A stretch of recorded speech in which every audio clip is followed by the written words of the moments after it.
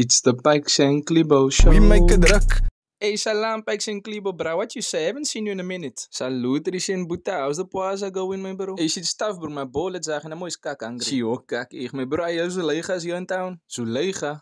Oh, that cunt. Yeah, we remember you smaaked a stuk in, my bro. Yo, she was a slums girl, bro. Maybe I ask her to break fast with me. Get the pitbull gaan ons syp. Salam, Rishin. Salam, Zuleika. I know it's a Ramadan and all that, and I'm not just hungry for food, but for you too. Yo, you kak cute. Yeah, but I don't have a fade.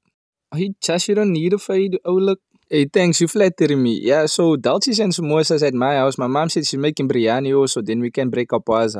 What you say? Sounds good. I'll see you tonight.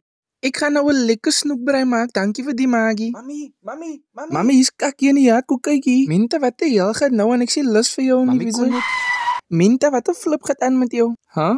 Nee, Minta, sy is van 'n pos af. Hoor sy my lippe van 'n pos af, want sy is nie meer dieselfde nie vanaf Ramadan begin het nie. Jo, mami is eintlik reg, as vanaf ek gepaaser het, nou kry ek kopseere, en as ek honger en beetlak, en ek rook nie meer dagga vir die hele maand nie, en ek need net om te relax, mami, maar ek weet nie hoe nie, jo, ek stress. Salut, mams, wat stress jou dochter nou weer? Hello, Peks en Klibo, moet jullie nie met nus week, ek wil gevra om my jaad skoon te maak. Ja, mami, jo's gaan, ek het aan vir Klibo gesê, jo, mami is weer honger. Praat jy nog terug met my, are you backchatting with me? Yo, mami, I'm just saying, don't be so, yo. Ek is die maat, sy is die kind.